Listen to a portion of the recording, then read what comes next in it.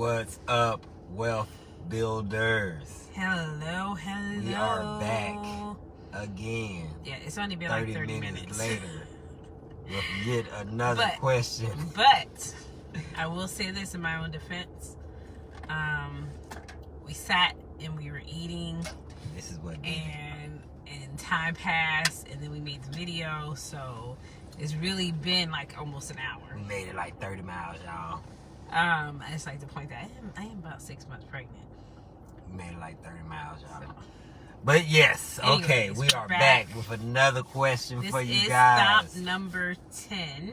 Number 10. Okay, now this is 10 between 2 days. Yeah. We probably have maybe 2 more. So we have another question. Where are we at anyways? We are almost in Marion, Illinois, which we actually gonna stop there and get gas, so we'll be right back. Right. Maybe. No. Okay, we'll be back. We will. Okay, so let's go ahead and shoot to the question. So here's the question that's off of Reddit. Finding buyers for wholesale property. Should I call the buyers first and then look for motivated sellers? Like they always said in my industry, find the location, then buy the machines.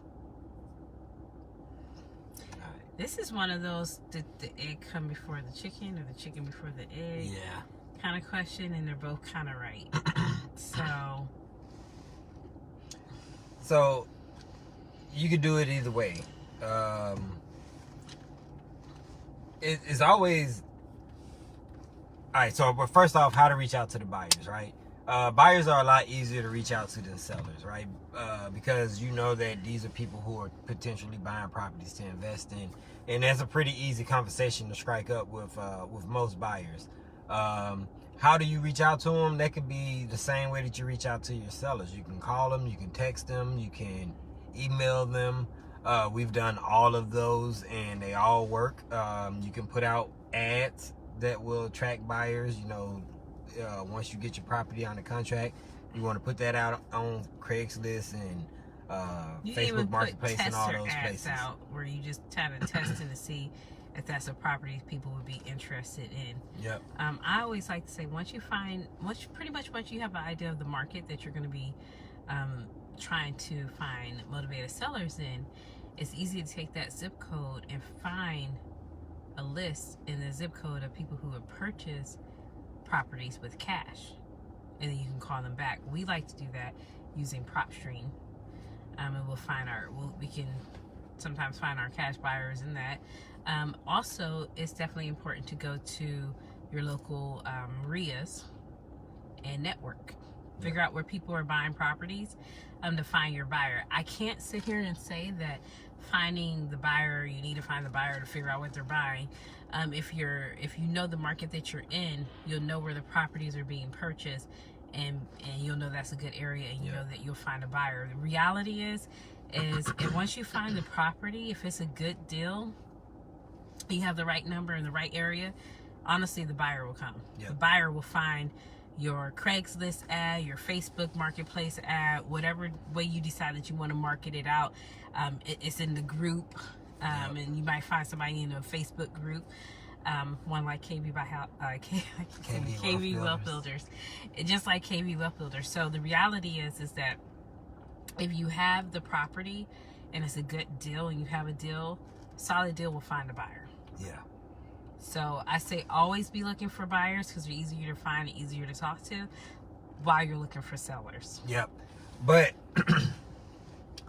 you should always be looking for sellers. You should always be looking for properties and new properties to add onto your list and new people to market to. But the same is for your buyers. You're always looking for new buyers, okay? always looking for buyers, always looking for sellers. One might come before the other. If you find buyers before finding the deal, you can ask them what they're looking for, and if you want to kind of shop that area or shop a 3-bedroom, 2-bath, because that's what most of them you're hearing or wanting, you can shop it and you can do it that way, or you can find the deal and you'll find the buyer. Yep. Now, and go check out our YouTube. Again, we have a video over there where I talk about that. and I show you what I look for when I'm looking at a market. So a lot of when we're picking out a market, we have the buyer already in mind as we're picking out our market. So if we're gonna look in New York City, you know, I'm gonna look in areas where there's buyers already buying. Right, so that makes it easier for me to find a buyer because there's people already buying, there's people already rehabbing. And you can do that. You can find that. We have a video on how we do it using PropStream, and yeah, that's the best way to find your buyers is to already have them in mind. You wouldn't want to do wholesaling in an area where there are no buyers. No, like it just doesn't make sense. You know, you want to do it in an area where there are already buyers. So you start with the buyer in mind when you're picking your area, and the buyers will come when you get the property. So make sure you also check out kbwealthbuilders.com. There's a lot of information on that. Yep. If you are not in our Facebook group, make sure you find us on Facebook at KB Wealth Builders. We are on Facebook. We're on Instagram, mainly Facebook. Join our group. Yep. Mainly join our group. Okay? Because we want to help you get to your next deal, your first deal.